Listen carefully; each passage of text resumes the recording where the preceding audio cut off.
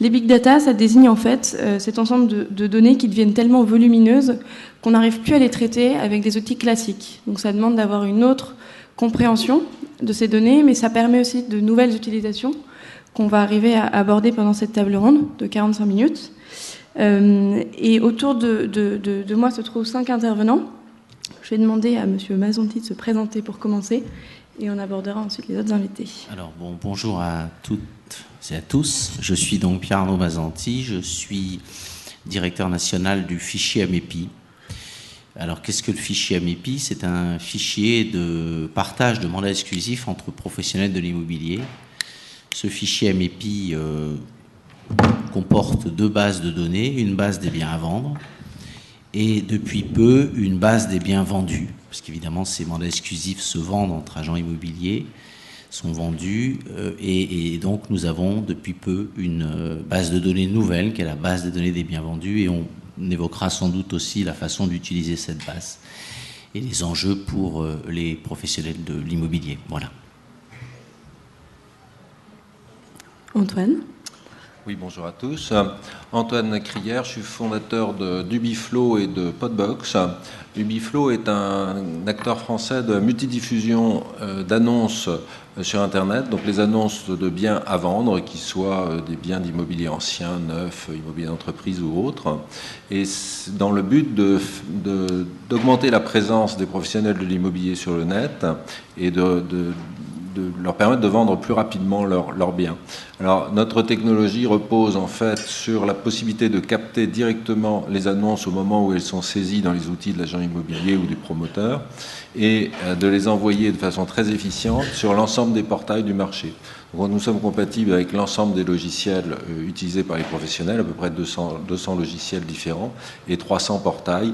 Et nous traitons la donnée pour qu'elle soit à chaque fois, grâce à un référentiel de données de l'ensemble des annonces immobilières, on connaît absolument toute la façon de chaque portail d'écrire ces annonces, et donc on traite la donnée pour afficher toujours de la meilleure façon les données sur Internet. Et donc ça, c'est de la multidiffusion, et on va faire absolument le chemin inverse pour tous les contacts entrants. Suite à cette multidiffusion, on va avoir beaucoup de contacts qui vont arriver de plein de sources différentes, et là, au contraire, on va faire un entonnoir pour retraiter la donnée et la mettre exactement pareil en un seul endroit et la réinjecter dans le logiciel du client. Alors, toute cette technologie qui est déployée pour faire tout ça nous a conduit à développer des nouvelles façons de gérer les données, et déposer un brevet et de créer une société qui s'appelle Podbox, et qui est une société qui n'a rien à voir avec l'immobilier en particulier, qui est une société qui synchronise les données entre applications cloud. Et voilà, donc je suis plutôt le technicien de l'étape. Et puis pour reprendre une petite boutade sur la big data, j'ai lu quelque part que la big data c'était comme le sexe chez les adolescents. Tout le monde en parle, personne ne sait ce que c'est et comment ça fonctionne. Tout le monde croit que les autres le font, mais donc tout le monde dit qu'il le fait. Bonjour à tous. Christine Rady-Boissieu du Conseil supérieur du notariat. Donc les notaires gèrent depuis une vingtaine d'années une base de données des mutations immobilières pour leur propre compte. C'est jusqu'à ce jour une base de données privée, et depuis à peu près 6 ans, une base de données des avant-contrats, toujours pour leur usage privé. C'est une base de données un peu conséquente. Elle comporte à peu près 12 millions de références au niveau national. Et elle est en passe d'être pour partie rendue publique par le biais d'un décret qui devrait être complété par 3 arrêtés. Donc ce serait finalement peut-être une première en France que de donner accès au plus grand nombre à une base de données unitaire et non pas sous forme agrégée statistique, pour connaître les valeurs des transactions immobilières. Voilà. Merci. Donc je passe de l'autre côté de l'Atlantique. Oui, bonjour, mon nom est Christian Boivin. Je suis de la firme JLR Recherche Immobilière. Moi, je viens du Québec, j'ai un petit accent. Nous, ce qu'on fait, on collecte de la donnée, on crée de la donnée à partir de différentes bases de données publiques. Donc, on fait un amalgame de données. On a l'équivalent du fichier des notaires, on a l'équivalent du fichier Patrim, qui est le fichier de conservation des hypothèques, et on collecte de la donnée dans les municipalités. Et on revend cette information-là aux professionnels de l'immobilier et différents types de clients comme les organismes gouvernementaux, les banques et toutes sortes de monde. Donc, on a une clientèle très diversifiée qui font une utilisation de la donnée qui est complètement différente de un à l'autre. Donc, ça nous permet de vraiment bien comprendre ce qu'est la donnée immobilière. Et Laurent, qui est un peu plus proche de Paris tout de même. Oui, juste de l'autre côté de la Manche. Bonsoir à tous, Laurent Lakatos. Donc, je suis associé chez Lonres à Londres et DataBien à Paris, qui est une base de données réservée aux professionnels de l'immobilier. Cette base de données, en fait, permet aux professionnels d'avoir un insight sur le marché, une précision pour se démarquer justement en tant que professionnel et apporter quelque chose d'autre que de l'intermédiation, se rendre utile, incontournable et donc mériter une commission, des honoraires et avoir un apport en conseil. On existe depuis 2007 en France. On a plusieurs services dans notre base. D'une part, on a une base de fichiers d'échange un peu MLS, mais aussi depuis le départ, nous, une base de données de vente réalisées avec des plans, des photos, et ce qui permet aux propriétaires d'avoir, enfin aux agents d'avoir vraiment une définition bien par bien et non plus par prix au mètre carré. Alors c'est énormément de données que l'on transforme, qu'on met sous forme de statistiques pour tous nos abonnés qui sont, vous, les professionnels de l'immobilier. Très bien. Donc moi, je m'appelle Margot Pelaine. J'ai cofondé une start-up qui s'appelle Omengo, qui est exposée juste à côté. Et on s'est intéressé d'assez près à cette question de la donnée immobilière parce que ça utilise de l'open data. Donc c'est un des sujets sur lesquels on va revenir.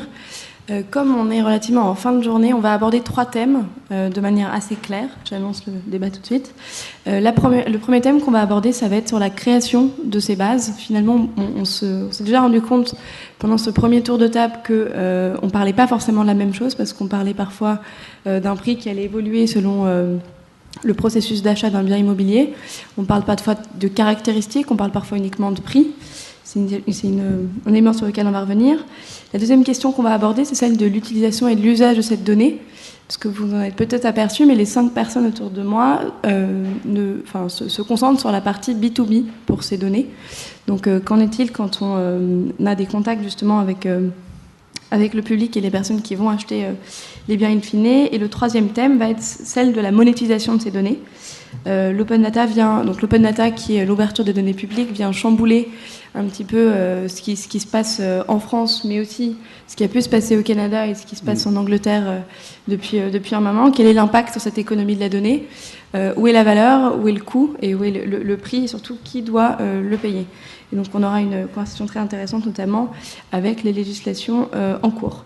Donc, pour reprendre le premier thème, donc le thème de la création des bases, je vais tout d'abord demander à Antoine, parce que donc le métier que vous faites avec Ubiflow est d'aller proposer de la multidiffusion d'annonces. Donc, concrètement, comment est-ce que ça se passe pour arriver à avoir cette masse critique de données? Et comment est-ce que vous collectez, de manière très concrète, toutes ces informations et quelles informations sont visées? Alors, chez Ubiflow, c'est assez facile. On est interconnecté avec l'ensemble des logiciels qui sont chez des agents immobiliers. Et donc, évidemment, avec leur autorisation, on va récupérer automatiquement toutes les données concernant en particulier les biens à vendre, quels qu'ils soient, et les retravailler pour les mettre à notre propre référentiel, qui est un référentiel donc, de publication d'annonces, donc dans un but très précis, qui est la publication d'annonces. Donc notre métier, c'est B2B2C. On va préparer pour être publié auprès des internautes. Et donc pour cela, on va enrichir la donnée, la géolocaliser, la faire rentrer dans les catégories de chaque portail et donc avoir un traitement ici on a une création de base de données à partir d'informations existantes. Voilà. Et l'autre manière de créer de la base de données, c'est de synchroniser et de réconcilier des données qui sont dans des multiples silos.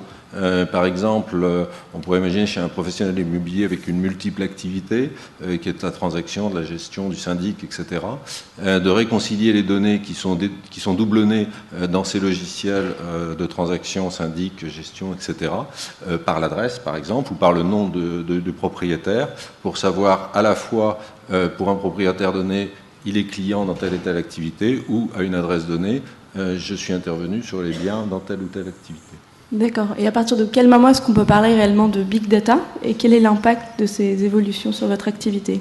Alors, big data, la définition traditionnellement admise, tu l'as dit tout à l'heure, c'est ce qui dépasse la base de données. La base de données, c'est un conteneur dans lequel on met les données concernant une activité. La big data, c'est la définition du Gartner des 3 V, c'est le volume. On ne parle pas du tout des mêmes volumes. On parle de 12 millions de biens, ou chez JLR, je ne sais pas exactement quels sont leurs volumes, mais on va parler de gigaoctets de données, de centaines de gigaoctets de données. En matière de big data, on va parler de 1000 fois plus par jour, donc à peu près 10 téraoctets de données créées chez Facebook par jour. Le deuxième V, c'est la vélocité, c'est-à-dire que ces données, elles arrivent en permanence au taux d'un clic, ça peut être par exemple un clic d'un utilisateur. Donc elles arrivent à toute vitesse, il faut les traiter à toute vitesse. Par exemple, Zynga, qui fait des logiciels de jeu sur Facebook, traite des téraoctets de données heure par heure pour savoir où leurs utilisateurs cliquent dans les jeux, pour pouvoir modifier quasiment en temps réel leurs jeux pour les amener là où ils veulent amener leurs joueurs. Et puis le troisième V, c'est la variété des données. Ça peut être des clics, ça peut être des statuts Facebook, ça peut être des recherches Google. Et toutes ces données ne sont pas toujours structurées. Et donc ça fait une masse d'informations à traiter avec des nouveaux outils et qui donnent des résultats parfois très curieux par rapport à la donnée initiale. Si vous allez voir, par exemple, je sors du sujet, mais bon, je trouve que c'est un exemple amusant, Google Flu, qui est la visualisation des épidémies de grippe dans le monde et qui est fait en temps réel sur la base des recherches Google concernant la grippe. D'accord. Parce que vous, ça fait en fait plus de 25 ans que vous travaillez dans la donnée. Nous, ça fait plus de 25 ans qu'on crée la donnée, puis on a vécu le passage du papier à l'électronique. Ça a facilité la tâche.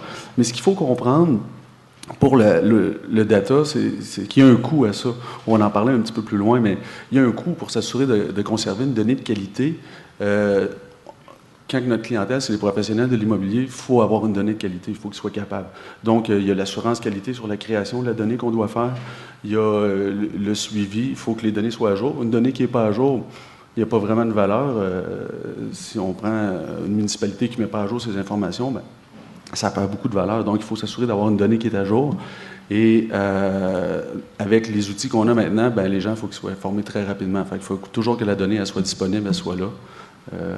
Donc, ça ressemble pas mal à ça de notre côté.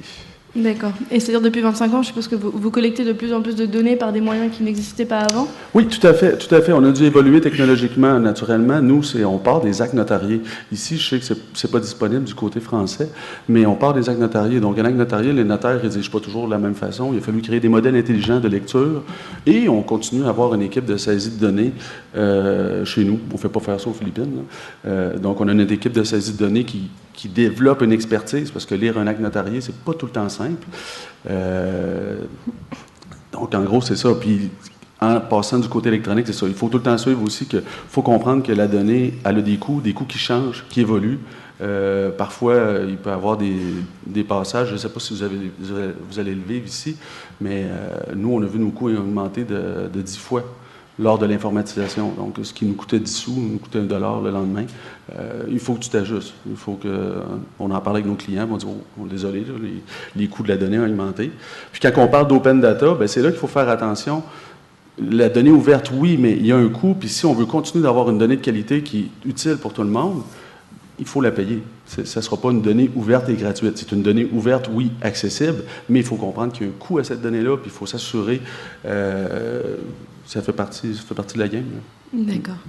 Et Laurent, une question là-dessus, parce qu'on parle de plus en plus de données, mais vous, votre métier, c'est aussi de venir la valoriser.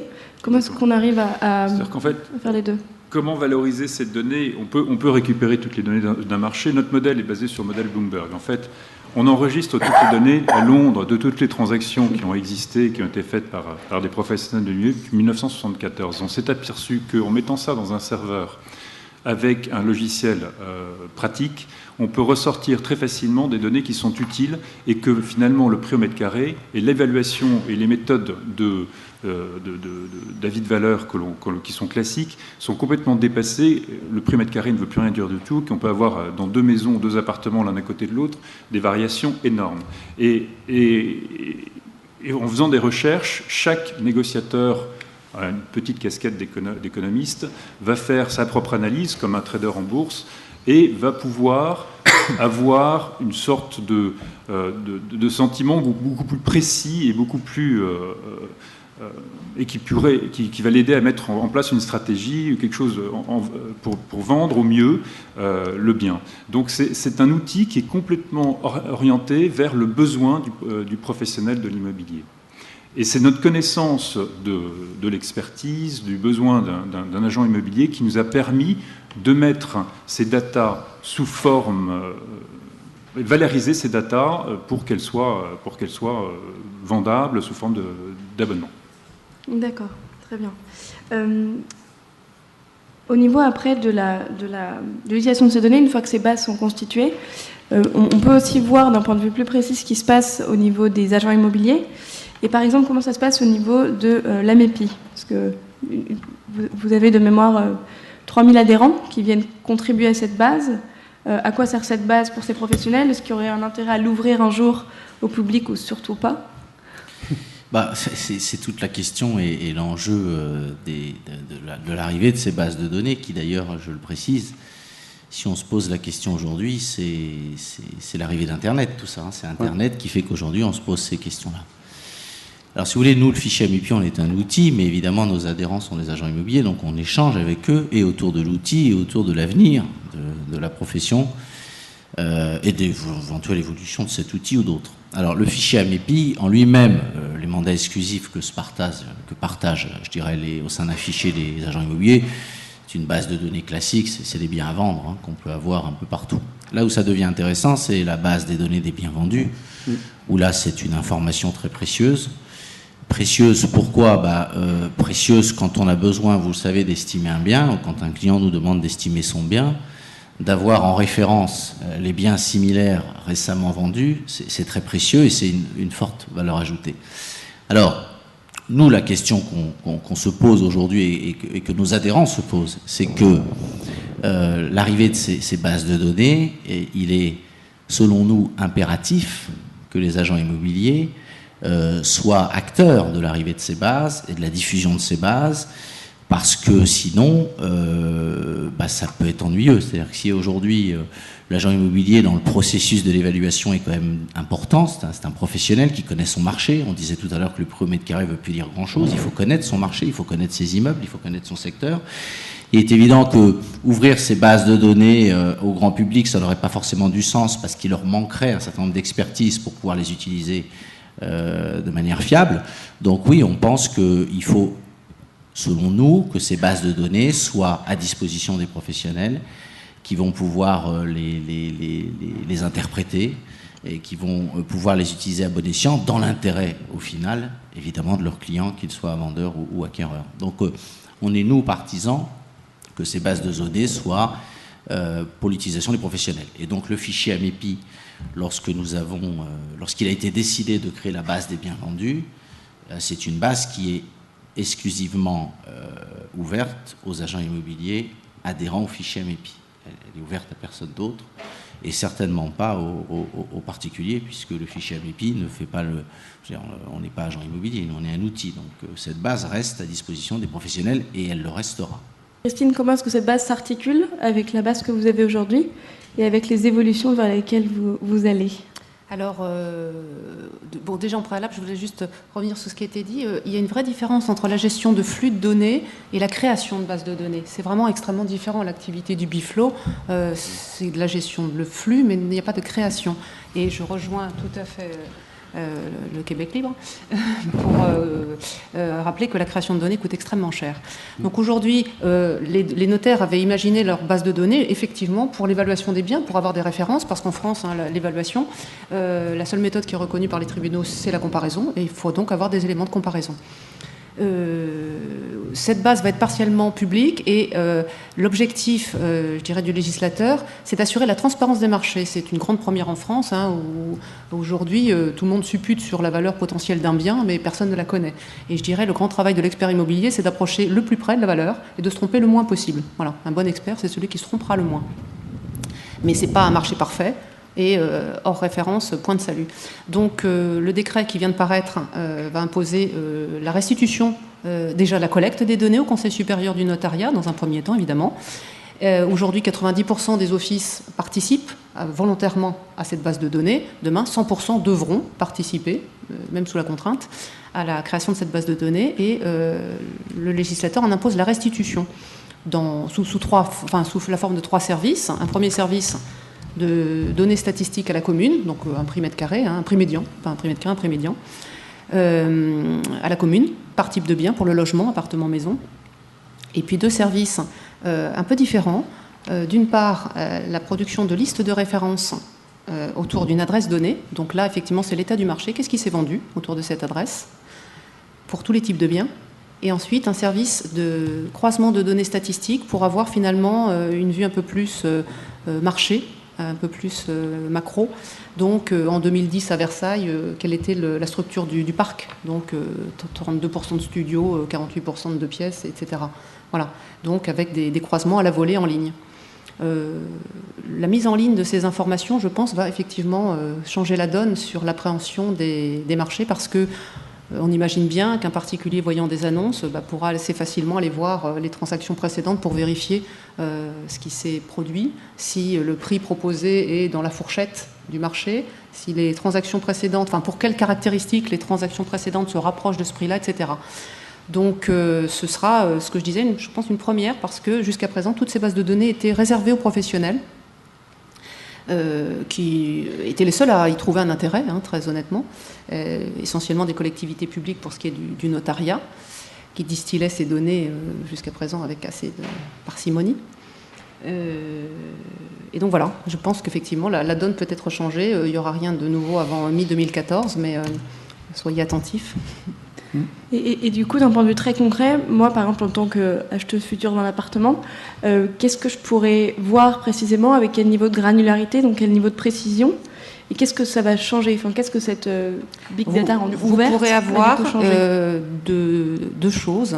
D'une part, le prix médian sur la commune, à partir du moment où sur la commune il y a eu au moins 20 mutations, ce qui va permettre de réaliser que le marché français est un marché extrêmement concentré. C'est-à-dire que sur les 36 000 communes, seulement moins de 5% enregistrent plus de 20 mutations par an. C'est presque ça. C'est-à-dire qu'on n'est pas capable, comme certains sites le font aujourd'hui, de donner des prix sur toute la France. C'est pas vrai. Ou en tout cas, ce ne sont pas des prix de vente réalisés. Ce sont des prix, ce ne sont que des données statistiques. Donc on voit que là où on peut donner de la donnée, c'est sur des zones extrêmement faibles. Donc on pourra quand même avoir sur les communes les plus dynamiques donc des prix médians, et on pourra avoir à partir d'une adresse donnée et d'un petit descriptif. Donc je cherche autour du 12 rue de la République, et dans les 200 mètres, on va me donner la liste des mutations qui viennent de se passer. Donc sur une période donnée, à partir du moment où il y en a 20, parce qu'en France, on a une contrainte forte qui est à la fois une protection forte qui s'appelle la CNIL, et qui nous interdit, le décret par exemple, nous interdit de permettre l'identification directe ou indirecte des propriétaires. Ce qui fait qu'on ne peut pas donner d'adresse, évidemment, donc on devra donner seulement quelques éléments et essayer de garantir l'anonymat pour éviter que parmi les 20 références, on ait celle avec 18 pièces et puis 46 étages, où voilà, on voit tout de suite que c'est le château du coin ou quelque chose qui soit extrêmement significatif. Voilà, donc vous pourrez avoir un prix médian et une liste de références. D'accord. Donc c'est vrai qu'on voit que la CNIL a un impact particulier en France, avec ce que vous venez de décrire qui s'appelle de mémoire l'effet mosaïque. Tout à fait. Qui fait qu'on arrive à croiser les données, à identifier des personnes. Comment ça se passe au Canada du coup et en Angleterre? Parce qu'on sait que c'est pas du tout la même culture de la donnée. Il y a quelque chose qui est très différent là-dessus. Non, effectivement. Puis moi, ça me surprend que j'entends pas d'adresse. Nous, c'est la base, l'adresse. Pas d'adresse, on fait pas grand-chose. Là, puis, mais non, je sais que vous faites quelque chose quand même. Mais non, mais on ne la donne pas. Oui, c'est ça. Vous l'avez, mais vous ne la donnez pas. Exact, c'est ça. Pour nous, c'est important. Puis d'un point de vue, là, on parle beaucoup aujourd'hui des vendus, mais nous, c'est intéressant parce qu'il y a toutes sortes de transactions qu'on peut relier à un bien immobilier. On n'a pas la même loi au niveau de la confidentialité, donc on peut identifier les propriétaires, mais on a des indicateurs de risque aussi par secteur. Si on prend la crise de 2008 aux États-Unis, tout le monde aurait aimé ça la prévoir un petit peu plus d'avance. Puis, avec des indicateurs, à savoir les mauvaises créances, les gens qui sont dans le défaut de paiement de leur hypothèque, tous les problèmes reliés à un bien immobilier, quelqu'un qui ne paye pas ses impôts, c'est toutes des choses qu'on voit, ça, chez nous, à partir de l'historique qu'on peut avoir sur un bien immobilier. Donc, pour nous, de voir qu'en France, c'est pas possible, ben là, il doit y avoir d'autres façons de trouver l'information. Mais non, il n'y a même pas d'autres façons. Mais pour nous, c'est vraiment différent. La donnée est beaucoup plus ouverte au Québec, aux États-Unis également. La donnée est très ouverte.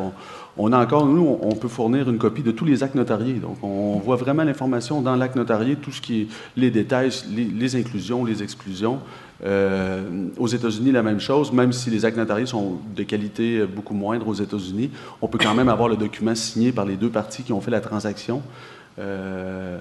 Donc, d'un point de vue, quand il vient le temps d'exploiter les données, plus on en a, plus on est capable d'en exploiter. Ça nous permet de sortir des marchés. Nous, on fait affaire naturellement avec les courtiers d'immeubles, mais on fait aussi affaire avec l'entreprise privée quand c'est pour des raisons de marketing, d'évaluation des risques au niveau des banques. Les organismes gouvernementaux, ils utilisent à toutes sortes de choses aussi. La statistique, naturellement, on parle d'indices, indices de prix, être capable de voir est-ce qu'on est une pente descendante, où on est plutôt dans un repli, puis ça reprend. Donc, être capable d'évaluer, être capable de prévoir le marché immobilier, ben pour nous, c'est normal au Québec. C'est facile. La donnée est là. Mais ben, la donnée est là. Il faut la colliger, il faut bien la traiter. C'est pas si facile. Mais ce que je veux dire, c'est que c'est possible de le faire aux États-Unis également. Et c'est pas grave d'avoir le nom des personnes correspondantes? Non, c'est pas grave d'avoir le nom des personnes. Ben, c'est public, hein. Je veux dire, la publicité foncière, c'est vraiment l'esprit de la publicité foncière, c'est de dire j'ai un bien immobilier, c'est moi le propriétaire, pour pas se le faire prendre. Donc, pour nous, la publicité, ça le dit, c'est public, c'est de l'information qui est publique. On voit des choses, je ne sais pas si vous avez entendu parler, on a des petits problèmes de corruption présentement. Puis, en France, j'imagine qu'il n'y en a pas. Mais tu sais, d'un côté, avec l'immobilier, ben, l'immobilier, ça nous permet de voir exactement ce qui se passe. De savoir, c'est pas normal que quelqu'un est capable d'acheter plein de biens immobiliers, d'y revendre à des amis, c'est des choses. D'accord. Alors nous, en revanche, à Londres, enfin en Angleterre, au Royaume-Uni, on a exactement la même problématique. On est régi un peu par l'Europe, donc c'est très similaire. On a la Data Protection Act, qui est très similaire à ce que nous impose la CNIL en France. Et donc, on sépare la donnée brute des propriétaires et de la personne. C'est-à-dire, de toute façon, comme l'agent immobilier n'a pas vraiment besoin, enfin, on a besoin de l'adresse, pour nous l'adresse est très importante aussi, parce que c'est ce qui permet de référencer le bien uniquement et de lui rendre un caractère très particulier et unique, qui est étudié cas par cas, chaque bien. En revanche, l'évolution que l'on a vue dans le marché immobilier et qu'on attend en France et qu'on espère voir en France, c'est que l'Internet, comme l'a dit mon confrère, en fait a bouleversé complètement le métier de l'agent immobilier. Et que dans les années 2000, quand nous on a commencé à Londres, le métier d'intermédiation, à cause de l'Internet, était complètement obsolète, est devenu complètement obsolète. Donc tous ceux qui sont professionnels de l'agent immobilier aujourd'hui en France et qui font toujours que de l'intermédiation, n'ont pas vraiment sur la longueur. C'est comme le broker en bourse, c'est un métier qui a disparu, qui a été remplacé par des machines, c'est un passage d'ordre avec une toute petite commission et il n'y a pas d'évolution. En revanche, le métier de trader, chaque trader est complètement différent, il y a des traders qui font fructifier des fonds mieux que d'autres. L'agent immobilier est un trader, il rend service, et donc il y a une polarité du marché, une bipolarité du marché qui s'est créée à Londres depuis assez longtemps maintenant et qui a renversé par rapport au développement de l'Internet et qui a changé le métier et qui force finalement d'avoir un service qui défend l'intérêt d'une personne en particulier. Et pour défendre l'intérêt d'une personne en particulier, qu'est-ce qu'il faut faire? Il faut apporter quelque chose. Apporter quelque chose, comment? C'est très difficile, il faut avoir des outils, des informations et des bases de données qui vous permettent justement de vendre au-dessus de la moyenne ou avec mettre en place une stratégie qui vous permet d'apporter quelque chose et d'en avoir une rémunération qui soit honnête. Voilà. Donc, et du côté acquéreur, il y a la même chose. Donc, si vous voulez, la base de données pour nous est articulée entièrement sur un service. Ce service, il est compris, il est géré, et ces informations sont très difficiles à générer. Donc Ubiflow est quelque chose qui permet justement de générer ces flux d'informations, et après, comme nos amis canadiens, séparer toutes ces informations et les mettre dans une sorte de moulinette qui est utile et rapide et qui va en service. Très bien, merci pour ça. C'est vrai que là, on parle énormément d'outils, de matières premières à valoriser et de jeux de données à croiser. Antoine, avec Ubiflow et avec Podbox, tu es vraiment à la croisée des deux. Quels sont les parallèles entre ces deux activités et comment est-ce qu'on arrive justement à valoriser ces données et à en faire vraiment un service pour des personnes ? Alors, si on prend l'exemple, je pense qu'on peut repartir sur l'exemple du marketing. C'est-à-dire que tous les professionnels qui sont ici ont besoin de clients, donc on va aller chercher leurs clients. Ils viennent tous pratiquement maintenant aujourd'hui par Internet, Internet, mail, téléphone, etc. Donc ça fait déjà un certain nombre de flux d'informations entrantes. Donc première chose, c'est la collecte, la collecte et création de la base de données, identification des personnes, dédoublonnage. On va dédoublonner en fait les outils qui sont entre les prospects ou les clients qui sont déjà dans les bases de données des professionnels, entre ceux qui arrivent, pour savoir soit si ce sont des nouveaux clients, ce sont des clients qui ont déjà été traités mais qui se renseignent sur un nouveau bien.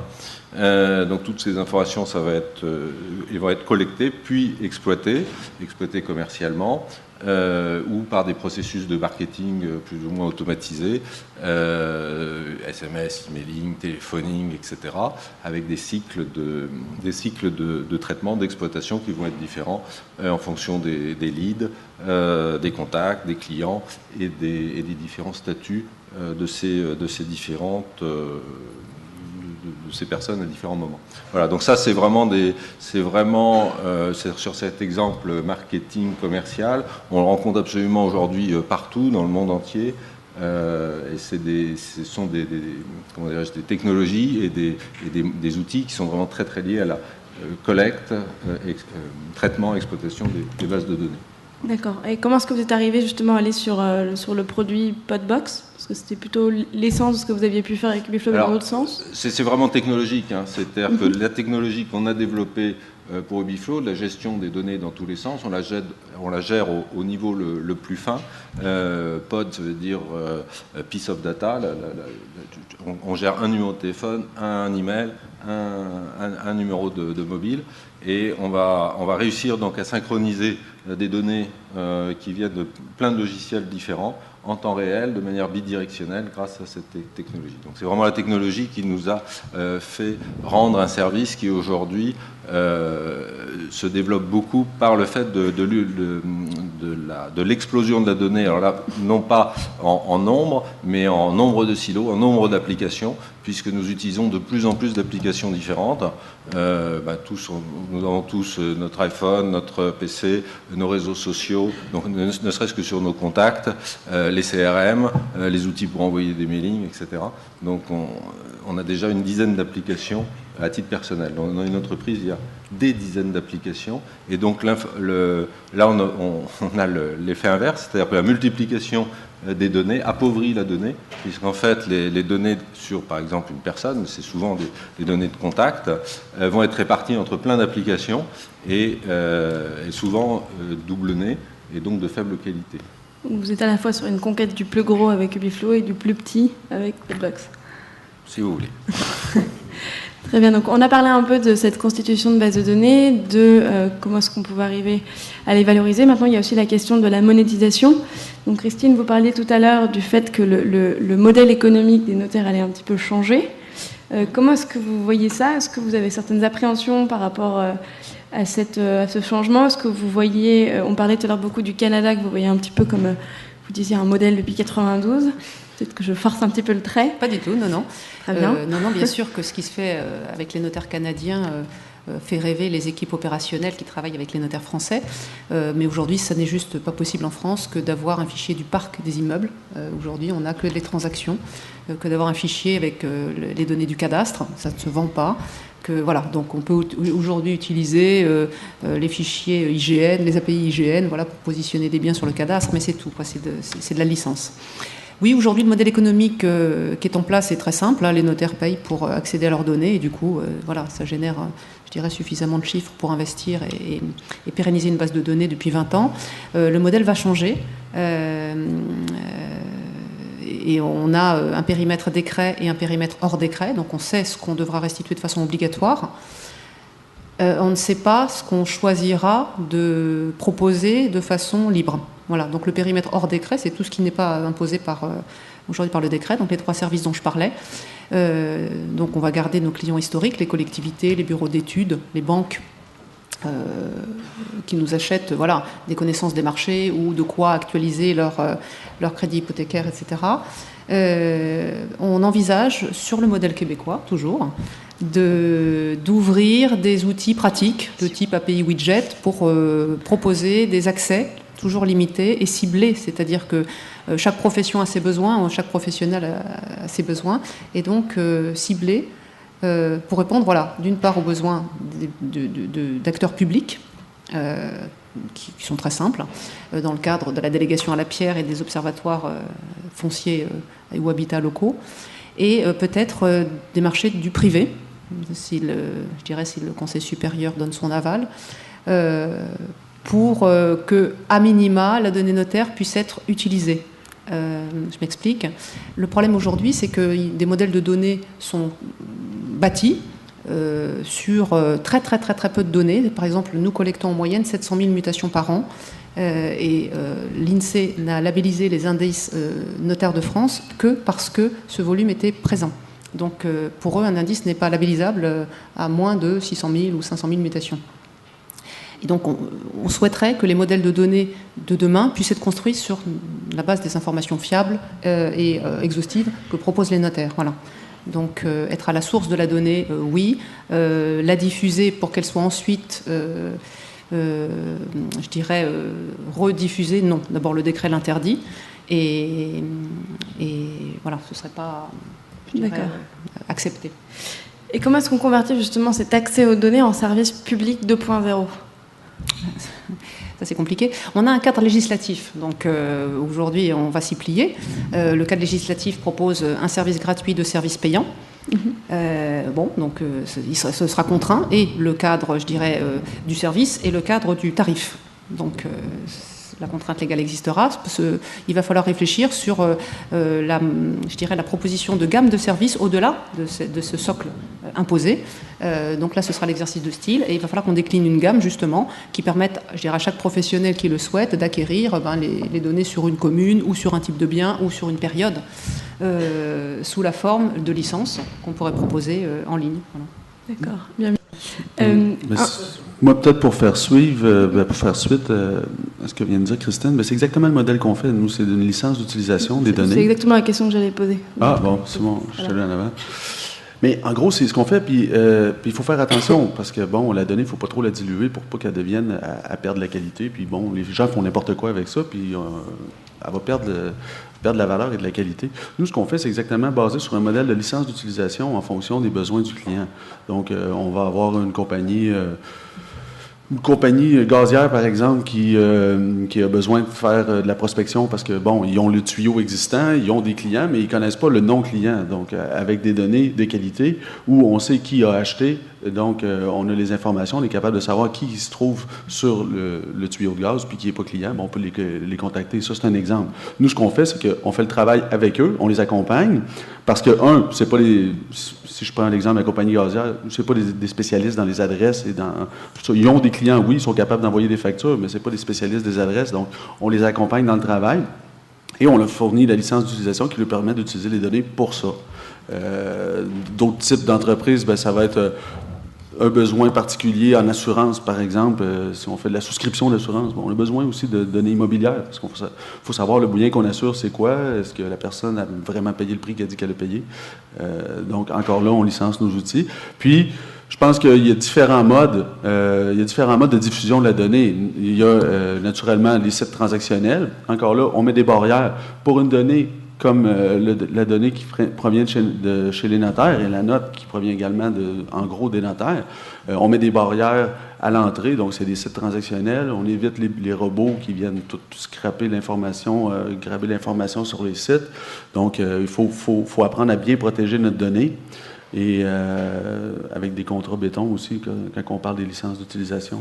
Et d'ailleurs, c'est peut-être la différence entre base de données et big data. Peut-être que dans le mode de consommation de la donnée, sur une base de données, on va acheter des bases, alors que sur la big data, on va peut-être acheter l'accès à un flux et accès à une licence. Oui, exact, c'est ça. Nous, on est plus dans le open data que le big data. Parce que, bon, en frais de volume, on gère 300 000 transactions par année au Québec. Bientôt, on va peut-être doubler parce qu'il y a un nouveau type de transaction qu'on va chercher, 600 000 transactions. C'est là que je vois que chez vous, ils passent pas tous dans le système parce que ici au Québec, on a 300 000 ventes, puis en France, il y en a 600 000, ça marche pas. Mais non, en gros, c'est ça. Nous, c'est vraiment c'est pas du big data parce que c'est pas des flux, c'est vraiment des bases de données. Acheter, des fois, ça peut être par service web, ça peut être des widgets, ça peut être des fichiers, parce qu'il y en a qui ont besoin de fichiers. Je pense aux organismes gouvernementaux qui font des croisements. Encore là, tout dépendamment de la loi, qu'est-ce que ça permet de faire. Mais pour faire des croisements, c'est sûr que ça nous prend les données de notre côté. Puis là, on va avoir nos actuaires qui vont venir faire les calculs là-dessus pour être capable de faire parler les données, là. En gros, ça ressemble à ça, notre modèle, mais c'est vraiment de la licence d'utilisation. Les personnes, ils louent l'information, ils louent le droit d'utiliser l'information. Parfait. Voilà. Nous sommes à quelques secondes de la fin de cette table ronde. Est-ce que vous avez un mot pour terminer ? Juste une toute petite chose sur l'open data. C'est vraiment lié au propriétaire de la donnée qui doit définir ce qu'il doit en faire. Nous, on n'est pas propriétaire des données qu'on manipule, ce sont nos clients professionnels de l'immobilier. Mais techniquement parlant, il n'y aurait pas aucun problème, par exemple, pour publier leurs données sur un OpenStreetMap ou toute autre application open data. C'est juste que pour l'instant, aucun professionnel ne nous l'a demandé. OpenStreetMap, qui est, je ne sais pas si tout le monde connaît, qui est du crowd mapping.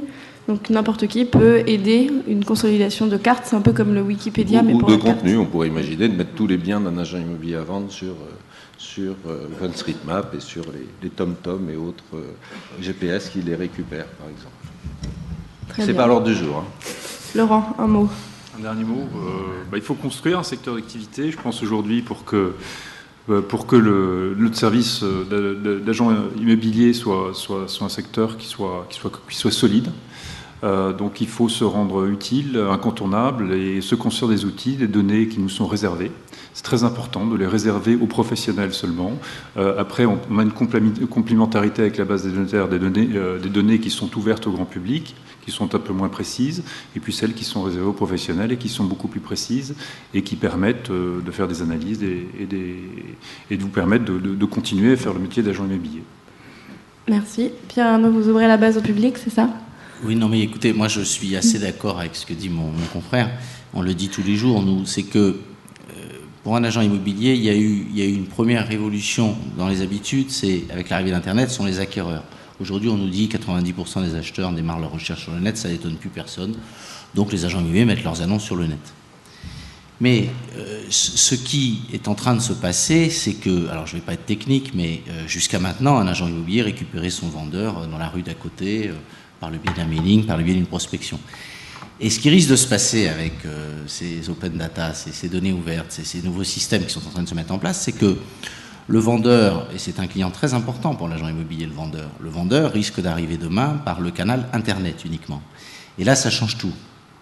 Alors, on ne va pas le développer aujourd'hui parce que ce n'est pas le sujet, mais ça change absolument tout. Donc, d'où l'intérêt pour les agents immobiliers d'avoir des bases de données solides, d'en être les utilisateurs et de les mettre à disposition de leurs clients. Si on laisse les clients avoir accès à des bases de données solides en open data, je pense qu'on a un peu de soucis à se faire. Ça, c'est un avis. C'est dangereux pour le métier. C'est un avis mais est-ce que c'est pas juste une énorme opportunité aussi ? Je pense qu'il faut arrêter de considérer l'open data comme une crainte à avoir. Il faut le considérer comme une réelle opportunité pour les agents qui peuvent eux-mêmes mieux savoir ce qu'il y a dans leur quartier, parce que c'est une expertise aussi locale à développer. On dit la même chose. Je dis simplement aux agents immobiliers que là, on est en train on pourrait considérer qu'il y a une nouvelle ère qui s'ouvre sur Internet, et que là, il faut qu'on soit conscient de ça.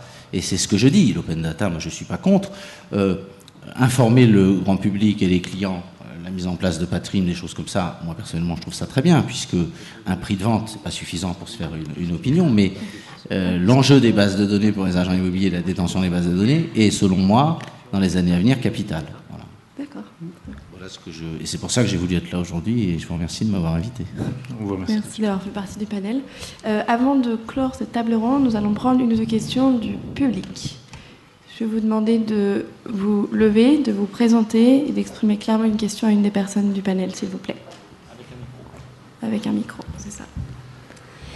Oui, bonjour. Marie-Laure Gauvin, de l'agence Frédéric Annie à Paris. J'ai une question à Christine Ray-Duboissieu.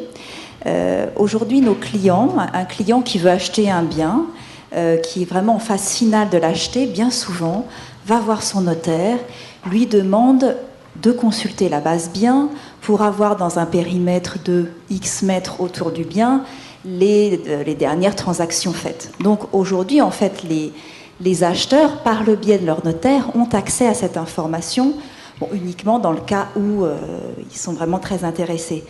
Il y a certains vendeurs quand même qui ne veulent pas que la vente soit diffusée sur la base bien. Donc dans certains quartiers très privilégiés, on n'a absolument aucune donnée pour nous, agences. Et on se rend compte aujourd'hui que, moi, je dirais, 80% des banquiers qui financent des opérations immobilières ne passent plus par la base bien, mais par le site Meilleurs Agents, qui donne une information sur une adresse hyper précise, information bien souvent erronée, parce que je sais pas d'où ils sortent leurs informations. Et parallèlement, on voit aux États-Unis de la géolocalisation sur Internet hyper précise, donc sur la base d'adresses, où lorsqu'on clique autour d'un bien donné à vendre, on a toujours dans ce périmètre hyper géolocalisé les ventes réalisées dans une période donnée. En fait, moi je pense que à ouvrir les données, c'est fantastique, puisque de toute façon, quand on a des informations, quand on en a beaucoup, l'agent immobilier, lui, son rôle va être de décrypter cette information pour son client, parce que bien souvent, on n'a pas... c'est difficile de comparer des appartements différents.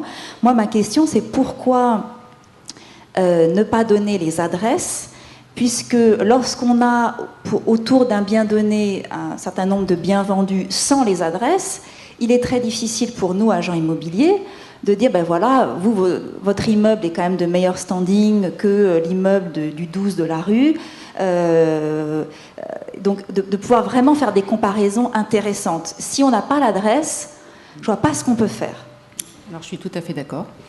Le problème, c'est que le décret, aujourd'hui, impose l'anonymisation des propriétaires.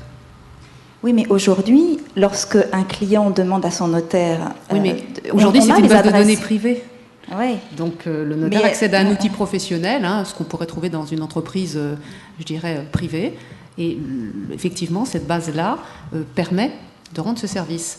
Le service qui sera public demain sera bridé et permettra, à partir d'une adresse, de donner des mutations autour, mais sans les géolocaliser. Voilà. Ce sera sous forme de liste et non pas sous forme de carte mapping avec des POI. Voilà.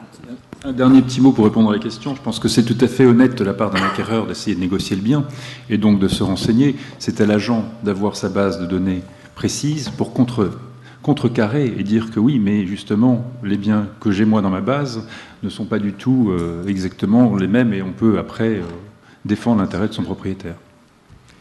C'est là le danger d'avoir des bases qui sont ouvertes pour tout le monde, parce que c'est... Il faudrait qu'elle soit vraiment ouverte.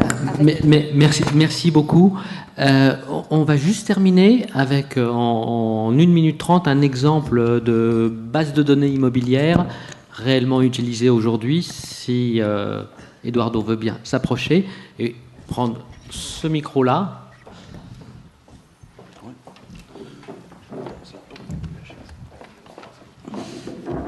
Bonsoir, je m'appelle Édouard Dolarin, je suis le fondateur de Quel Quartier. Quel Quartier vous apporte du contenu sur le quartier et sur la ville, à la fois pour enrichir vos annonces, c'est-à-dire on ne va pas parler que du bien, on va parler de l'environnement immédiat, et pour attirer plus de clients, en vous aidant à devenir référent du quartier. Donc on a mis 3 ans, de 2007 à 2010, à découper toutes les villes en quartiers. On allait voir les acteurs locaux pour avoir des quartiers qui font du sens au niveau local.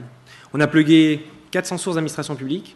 Donc bien entendu, il y a l'INSEE que tout le monde connaît, c'est public, c'est gratuit. Mais également, il y a énormément de ministères, il y a toutes les administrations publiques, évidemment, on a parlé des données payantes, on distribue également de nombreuses données payantes.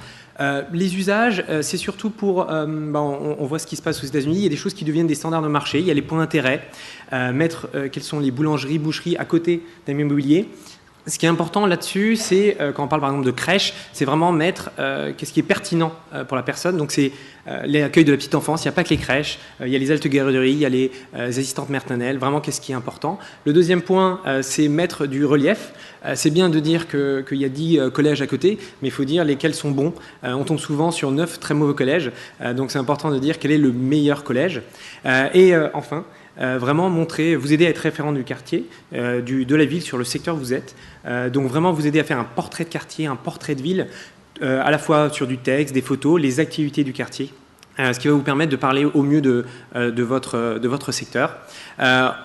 On agrège beaucoup de données, des données assez rigolotes comme la sécurité, voilà, sur les communes. Donc, on ne dit pas de l'afficher, mais on peut vous dire le cambriolage. On peut vraiment avoir n'importe quel type de données aujourd'hui en France, qu'elles soient open ou fermées. La seule chose, ça dépendra du prix, de la qualité. Voilà. Et tout ça, vous pouvez le voir sur son centre.